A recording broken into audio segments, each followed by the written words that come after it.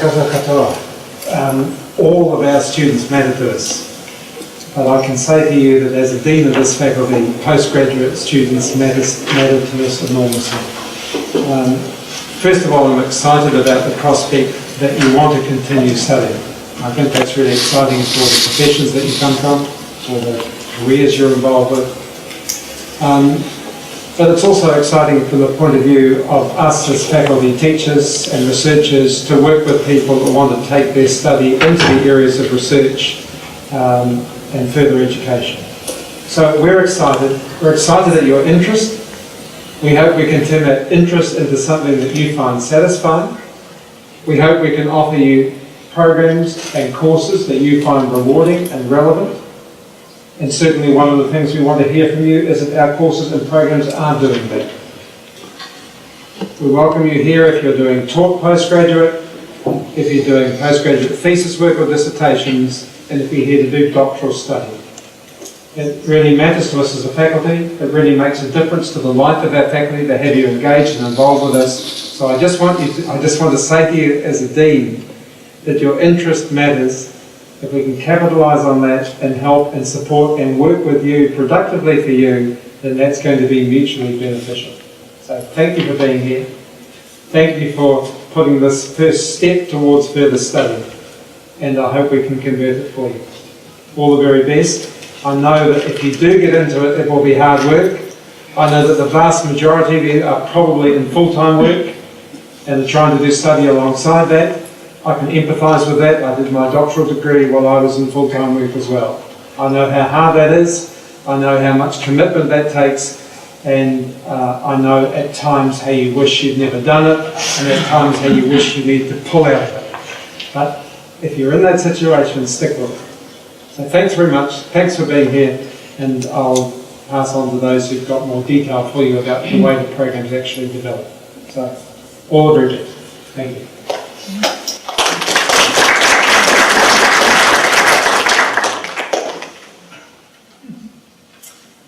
I lecture across 2 postgraduate courses at the postgraduate master's level, and every year I learn something new, and that's exciting.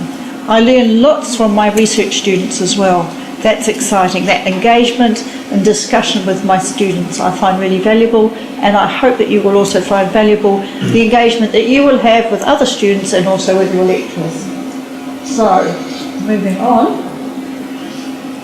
Okay, so you've come out some time ago, and we've just got the teaching ones up here, but there are in fact social work, so you could have a social work diploma or a degree. But for most of you, are there any social work, human services people here? Right, so I can concentrate on the teaching ones then. So you have a teaching diploma, whether it's or a BEd teaching. You may want to go on to a Bachelor of Education teacher specialisation if you're upskilling from a diploma to a degree. Or you might go through the graduate diploma in education, the general one, or the TESOL, or the special education. From your graduate or degree or diploma, you can move on to a variety of different options. If you have a Bachelor of Education in teaching, you can go on to BEd teaching honours. Or if you've got graduate diplomas, you can go on into the postgraduate diploma in education. The bottom one there, the postgraduate diploma in educational leadership, is in dotted lines at the moment because it's one of those courses that I'll talk to you a little bit more about later that we are currently seeking approval to introduce in 2010.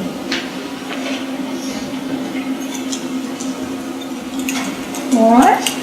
So the postgrad diplomas, you can move from them into the Masters and from them into the Doctor of Education. So there are some eligibility criteria in these because they are determined to some extent by the grades that you get. In order to go into a Master of Education, you need to meet a grade point average and try and get a B, average of a B across your postgraduate courses in order to go into the Masters. For the Doctor of Education, you've got to have got a Masters with at least a 7 class First Division Honours, and same with the Doctor of Philosophy. The Doctor of Education is an exciting program for us because it's a named doctorate as opposed to the PhD, which is a university-wide qualification. The Doctorate in Education is specifically for people who are engaged in professional practice, and in order to get in there you have to have completed at least 5 years of professional practice.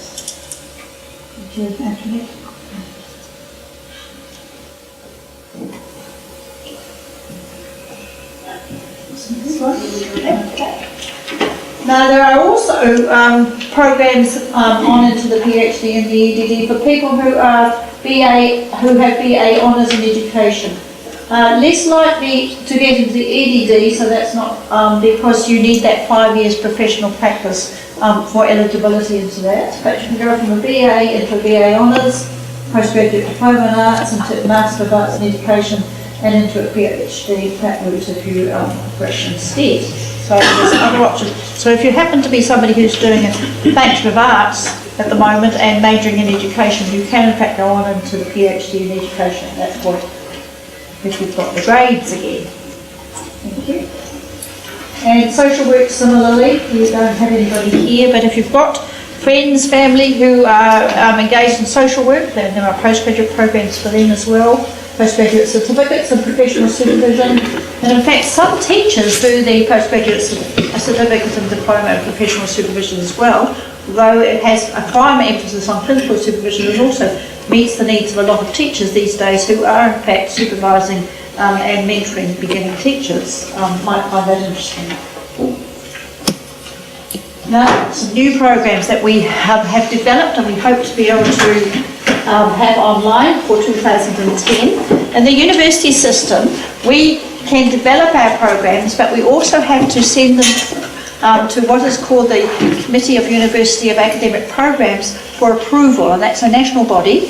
And these four will be going to QAP during 2009 for introduction in 2010. Now, the first of those is a specialisation in the Postgraduate Diploma of Education for early career teaching, and it's for people who are within their first 3 years of teaching, maybe in their 2 years of before they get full registration, or the first year after full registration, and it's a program designed to assist you to enhance your practice. It's very focused in the educational setting that you're in.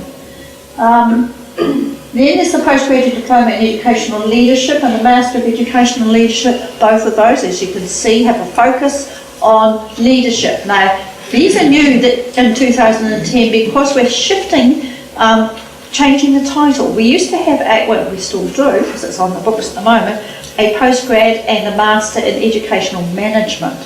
Now, the focus in the field these days is not about educational management, but educational leadership for learning. And so the qualification structure and its name and its composition is changing to reflect that change in the context of education in our country.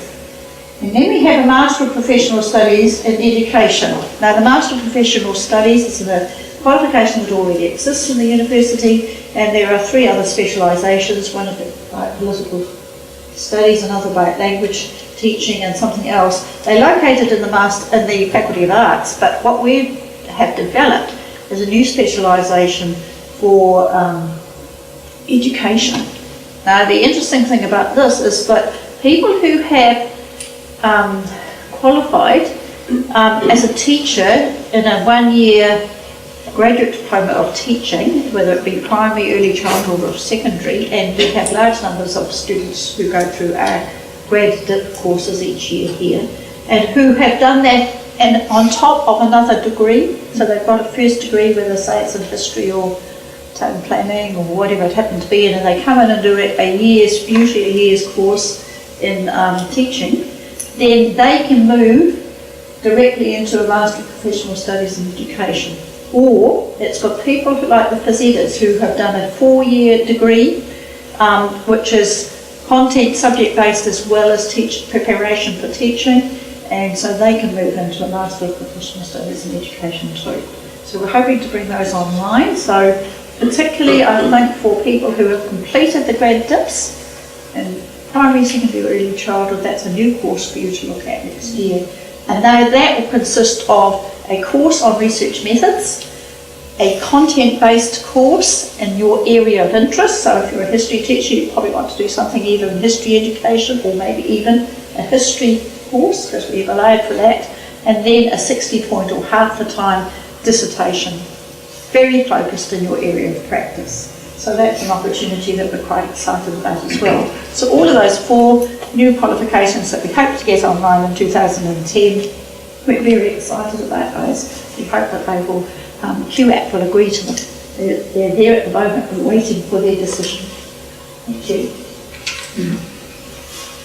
Right, now it gives me great pleasure to introduce to you one of our doctoral students who's going to talk to you about research and why do it.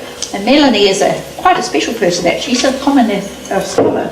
And the minute she opens her mouth, you'll know which country she's from. I'm sure. Melanie. Thank you. Good evening, everyone. What an honour it is to be speaking to you today. And if you haven't guessed, I'm from South Africa. I'm an international Commonwealth scholar, and I've been here at the Faculty of Education for a year and a half now, and time has really flown. And today I've been asked to chat to you about why do research. And I think in all regards, I'm the perfect person to ask this question, because if I had been asked this question 5 years ago, my answer to you would be completely different to what I'm going to chat to you about tonight. Just to give you a little bit of background, I'm a primary school educator, have been a primary school educator for 8 years in South Africa. Very much a practical person, loved the school environment, loved children, never ever thought that research would be something that I would focus my time and energy on. For me, research was this kind of pie in the sky, airy-fairy philosophy, ideology stuff that really didn't matter to what we were doing in the classroom, teacher-learner relationship, and I just thought, what practicality will this have and how will this impact my practice in the classroom? So for promotion opportunities, and also I do have a personal desire for lifelong learning, I decided to enroll for a master's degree at a South African university. And I was very disappointed when I realized that half of this degree would compose of a research component, and I would have to really undertake a serious research project in order to get this degree. Well, how my life changed. During this research process, my entire perception of research changed. I really saw the difference and the impact of the research that I was doing, making on my own professional development, as well as my position as a teacher and as an educator to a class of 30 students. I undertook my research at the school that I was teaching at, and of course adapted my methodology around being an active participant researcher, and it just really blew my mind. And I've become so passionate and I've built such a love for research that I decided the PhD was the next step. And I just want to encourage you, if those of you that are thinking, oh, research, that's such a huge thing to take on. Really, I think the ability to change your practice and to change education should be your motivation. And I promise you, it really does have that impact. It is the most exciting area to be in. Then just to talk to you about, for a brief while, on my topic, because I'm so passionate about it, I'm really doing values education in South African schools, looking particularly at disadvantaged and rural schools in South Africa. And of course, in light of our new democracy, policy has been changing, and it's such an exciting area to be in. And I'd really encourage you that if you're embracing research as part of your master's or part of your postgraduate experience, to find something that you really want to know more about. It just becomes such a personal experience, and I have grown so much in this research journey of mine. I also thought, coming abroad, why I literally go to the other side of the world to do a PhD, I thought, I might be losing a little bit of realism, a little bit of like on-the-ground level stuff in my research, but I've just found all the staff and lecturers and professors and supervisors here at the University of Auckland so wise. Really, they are just a bunch of such intelligent people with such a range of expertise that I'm probably learning much more in this faculty than I could be anywhere else in the world. It really is an international research community, And I feel that what I'm doing here can really impact practice, not only in my country or not only in New Zealand, but worldwide. It is an exciting area to be in. Initially, I thought once this PhD is over, that's it. I'm never reading another academic article. I'm never taking out another academic library book. I'm going to, pick up those lovely 600-page novels and curl up on the couch. Well, that's also changed. I've just realized what an exciting environment education is, and how wonderful it is to really delve into this academic literature and to actually have a voice. I mean, the opportunities for publication, the opportunities to really make your little research known internationally or even on a national level is just amazing. And it gives you such a sense of self-accomplishment, of self-pride. It's really a wonderful, wonderful opportunity. So for those of you that are embarking on the doctoral journey, I just thought after a year and a half of this, I'd give you a couple of heads ups on things that you could perhaps take home with you. And the first is, there's the Doctoral Induction Day. And if you've heard of that, I encourage you to do it straight away. For many students, as part of your provisional year goal, it actually is a compulsory day that you attend. But many students leave it just before you have to hand in your provisional year review form, and they think, oh, a day on city campus. And off they go, and it's this huge dredge. But actually, it's such an informative day if you go right as soon as you're enrolled. As soon as you hand in those forms, or as soon as you get your acceptance done, really sign up for one of those doctoral induction days. They are so, so helpful. And also to establish a really good rapport with your supervisors. I had no idea that the two people that are supervising my research project would be so important to me. Just to set the boundaries from the beginning, the how, what, where, and why of your research meetings, try and figure out the boundaries of how you submit work, how you're going to receive feedback, all those things. Get those things all sorted out in the beginning, and really make sure that you have a lovely relationship with your supervisors. Personally, I found that the first year is quite an awesome year because you have provisional years. I think if we've got a bunch of teachers here, you all know how much we love to kind of get the ticks off the to-do list and kind of, the happy smiley faces at the end of your ethics and then your research proposal. But I've really found this doctoral calendar that you can get from the Graduate Centre, or you can make your own, is really valuable. And as you can see, this is my research journey, and I'm kind of halfway now, and there are lots of ticks and crosses and things, and I think, honestly, if I tell you the truth, I haven't achieved one thing in the time frame that I wanted to, but it's just part of the journey, and you just realize more and more that this is a growing experience. There are going to be times when you are just absolutely full of jubilation, and there are going to be times when you're in the depths of depression. It's just one of the most exciting areas to be in because you're passionate about it and because you're doing something that you really love. And Auckland University is just fantastic. There are such a wide range of support services for students. First of all, Mavis, Haigh and her team down at the Postgraduate block, U block, make sure you go there, smile and introduce yourself because that's an area where you're going to be in often. Don't be afraid to ask questions. The staff there are so, so helpful. If you're lost or confused, rather than spending 3 hours on the website trying to find your way around, just go pop in and ask a question. They are the most helpful and supportive people. Also the subject librarians, oh my goodness, they have been amazing. Go and find yourself, hook yourself up with a subject librarian and make friends with her, take her a coffee or something and give in your good books because really the amount of information they can share with you and how they can just make it so much easier. I have kind of email alerts now. Once a week I get all the latest data on my research topic, just whoop, on my Gmail account. It's just fabulous. Instead of spending hours and hours trying to research. And they're there to help you set up all these things and just make your research journey easier. Lastly, from a more social note, don't allow yourself to be isolated. Not many people are really into my research topic, Mavis education in South Africa, but I've really found that collaboration and that interrelationship thing that you can build with other students is vital to the research journey. We've just started an informal research mix and mingle group that meet once a month.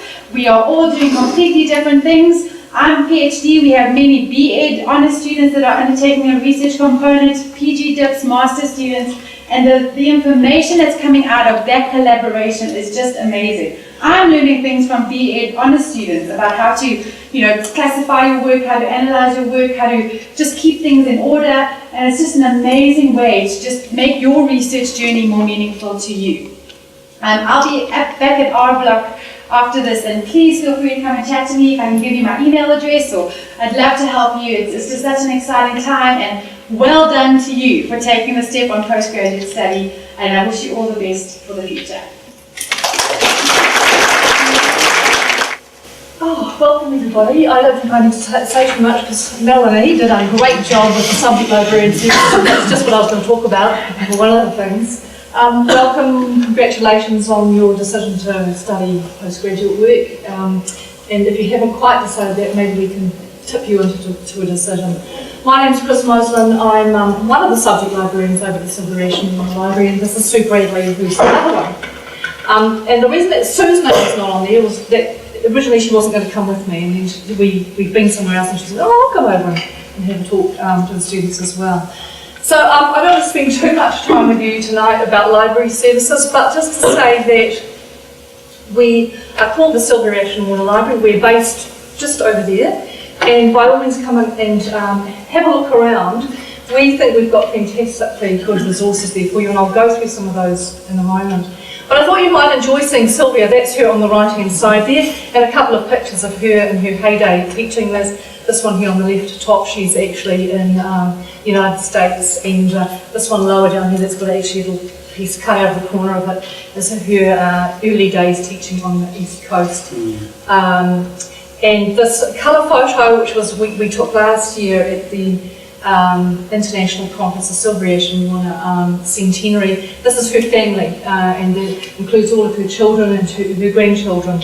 And it was a great occasion for her to celebrate the time that she was here. So that's who she is, and that's who we're named after. So we hope we're doing her proud at the moment. So come over and have a look at the place. I think you'll enjoy it. There's also a Sylvia in the corner over there that looks a little bit looks at her history and the sort of the teaching and the writing that she did as well. So Sylvia.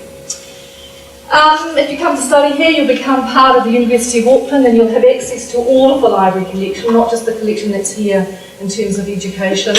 And just a few stats there to say, a little bit mind-blowing actually, I think. I mean, what are you going to do with 79,000 electronic journals? But however, they are there. And just to say that you have access to an enormous range of material, particularly if you're researching. I'm doing a little bit of postgrad study myself now, and there's almost too much stuff there, but it's absolutely fantastic if you're wanting to do a little bit of research. If you're doing taught classes, same thing.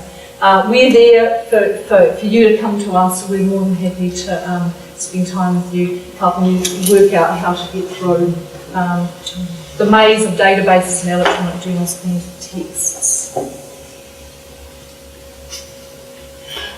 What can we offer you? Well, print collections, electronic collections we've talked about. A lot of our time as subject librarians is spent doing information literacy instruction, a little bit of teaching, so guiding you through the best way through to using those resources. Subject librarians, I'm probably not going to say too much more because Melanie's talked a lot about that, but subject librarians do like to have a very special role with postgraduate students and try and establish a personal role with you so that you can feel free to give them a call, make an appointment, come in for a consultation. So don't hesitate to do that. And of course we are also trying to provide services for flexible students. And a lot of you, if you're doing postgrad diploma in particular, might be doing flexi studying, which is what I'm doing even though I'm here. So again, we're trying to provide services for flexible students. Yes, months ago. And I'm going to hand over to Sue now. She's going to talk a little bit about subject librarians. There's only 5 of us, so yeah, it is a month scale. You go, Sue. There's probably quite a few years of experience up there already, willing and able to help you if you decide to enter into postgraduate studies. So we actually really love what we do, and we love the special relationships that we do establish with postgraduate students. And I was just thinking, perhaps we could have changed this slideshow and just put our recipes for coffee while we all write, whether it's a double shot latte or a flat white or something like that. But we're here to help you in either individual or small group research consultations. We can arrange times. If you're busy at work, we can arrange to meet you after school, come to the library to see us. We can help you conduct your search strategies, to develop appropriate search strategies for each of the databases, or to use the search interfaces that we have, multi-database searching, or our fantastic new catalogue that we have. And we can just help you find the way through that maze of so much stuff that we have for you, which we just love anyway. And of course we can help you with a bibliographic software manager called EndNote, which is what we use in this particular university library to help you manage your citations. Is anyone here using EndNote already? Is that a matter of interest? Enjoy using it? Great. It is a great tool, and for those of you who don't know what I'm talking about and you decide to undertake your studies, you will get to know it, and it's a fantastic tool for you. And much more. We help students without any information technological bone in their bodies. So it's amazing to see people sometimes when they first come in and they're very, unsure and how they progress and develop and blossom and become really savvy researchers in their own right. And that's just our job, and we love doing it. So welcome to you, those who do decide to continue on this pathway and come and see us in the library. We think we're a pretty friendly bunch. Thank you. Thank you, Sylvia. Good evening, everyone. I've been given about 10 minutes to get some information across to you, but I'm really happy to be here and quite excited because talking about scholarships is a prospect that can become a reality for all of you. Very much like what Melanie said, she's a Commonwealth scholar, and there are a heap of opportunities available at the University of Auckland, and there are varying criteria based on academic merit, financial need, ethnicity, etc. What I want to just briefly say to you, this is actually hot off the press. It's our latest postgraduate information scholarship brochure. But it's not a brochure, it's a little handbook. And everything you need to know about scholarships are in here. Everything is in here. All right, so we're talking about generic scholarships, which will be applicable to you and all other faculties because you're getting into postgrad study, all right? And we're talking about master's, honours, postgrad diploma scholarships. We're talking about scholarships and awards based on academic need, on financial need. And when I talked about meritorious scholarships, there's a whole host of them here. There's a raft of them. Now, each year, the scholarships office actually awards in excess of $20 million of scholarship money out to our students. Now, that is a reality, and I'm talking about internal scholarships. Now, what you need to do is, once you get your hands on one of these, you need to peruse the scholarships website. It's a user-friendly website. It's been an office that I've been part of. All you'd need to do is key in the relevant area of study you're doing, whether it's master's or honours or a doctoral level, all right? Then it will bring up a whole host of scholarships you can apply for. It will tell you about the closing dates. It will also tell you about the scholarships website, will also tell you about our externally funded scholarships. So what you need to do here is check the summary section, and it will give you all the website links that you need to get into. Now, everyone, this is an absolute reality. It's about just leaving no stone unturned. There are scholarships opportunities available for you, and it is a support service. In the event of you running into a bit of a financial rut, then there are awards. There's an emergency fund. Just remember that you've got something to fall back on. And you are our priority at the University of Auckland. The scholarships office will look after you. If you need a little bit of some monetary support at any stage of your studying, just be aware that you can fall back on them, all right? Now, in addition to the internal and the external scholarships, we have Breakout, which is a national scholarships database. On Breakout, there are in excess of 3,000 scholarships that are available on there. Now, to access Breakout, it's a little bit of a little bit of a route to take. As a University of Auckland prospective student, the University of Auckland has actually subscribed to Breakout, all right? So you need to go onto the city campus and you can access Breakout from there, but it is a one-stop shop of virtually every scholarship, award and prize that is available for students throughout New Zealand at whatever level, at undergrad level, postgrad level, or whatever. So in your case, it's going to be postgrad level. Now, as a postgraduate student, as a prospective postgraduate student, there are over, just for you to be aware of, that there are over 300 scholarships available for you. And like I said, be aware that $20 million that's been given out and awarded to students every year is a lot of money. Now, what you should also be aware of, that here at the Faculty of Education, we have a departmental notice board that we advertise scholarships on very regularly. But we also have Crackham, which is a student magazine, and on page 6 or 7 of each edition of Crackham, we have details of scholarships that are closing and nearing end dates, etc. All right, and then of course we have the New Zealand Vice Chancellor's Committee scholarships. All right, and it's also handy for you to know that there are ethnicity-based scholarships as well. So Māori and Pacifica scholars, we have at the back of this book the websites you'd need to get into. Also, more information about the New Zealand Vice Chancellor's Committee scholarships are in there as well. Now, in the event of you needing to chat with someone personally, the scholarships office is based on the city campus in Princess Street, number 22 Princess Street. They're in the clock tower, a distinguished, easy to recognise building. On the ground floor, room 012, and the contact person to talk to. In your little bag that you were given, you've got a little bookmark. Angela Pierce is the lady you need to talk to, all right? In the event of you being here at the Faculty of Education, in our Student Centre, we have Jenny Edmonds, who will be able to give you more additional information about scholarships as well. But in the event of you being on the city campus, then you could talk to Angela, all right? I think I've covered everything you need to know. Just earmark 2 awards, everyone, based on financial need. It's called the University of Auckland Talent Fund. It's for students in their final year of a postgraduate program or an undergraduate program. So if you're finishing up your postgraduate diploma, if you're finishing up your master's or your honours or your PhD, your doctoral degree, then you need to be aware of that. There's funding available for you ranging from $800 to $5,000. There are 2 intakes for the University of Auckland Partnership Appeal Award. One closes at the end of April and the other one closes at the end of July. All right? And the other one is the University of Auckland Talent Fund for students in their second year of their degree.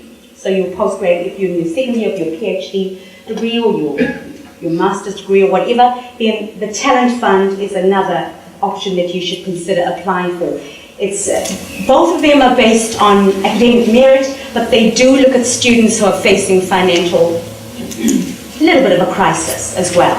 So if you could put together a good case, you might need assistance to put together your thesis, or you might need assistance for your research costs, or a flight to go to a conference overseas, then be aware that there is support via those awards.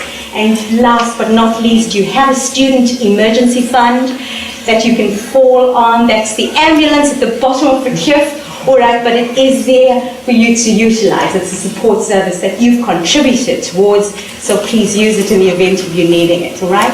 Thanks very much, students, and good luck for your next phase. Good evening, nice to see everyone.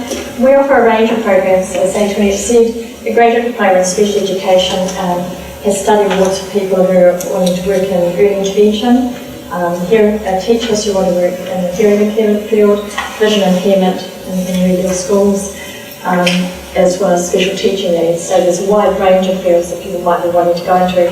And those people need to already be trained teachers coming back to specialise. We also offer the graduate and postgraduate diplomas in education, special needs resource teaching, so those are more for people in RTLB or resource teacher, learning behaviour positions. So most of those people have already been appointed, but sometimes we have people who are in positions and wanting to become an RTLB, and we do take some people, talk to them about whether it's possible to do assignments, so there are possibilities there we can talk to them about. So, we do have a range, and some people then go on to masters. So a number of entry points, either to graduate, postgraduate or masters, as part of the range of special ed options. We are looking to develop more postgraduate papers. We've already got special needs resource teacher, but we're looking to develop options in terms of vision, hearing, and early intervention at postgraduate level in the future. It won't be 2010, but in the near future. So please feel free to come and see me when we're in our block, and I'll answer your questions. I can also answer questions about study awards for any of those as well. So I'm very familiar with what's available there. So please come and ask. Thanks.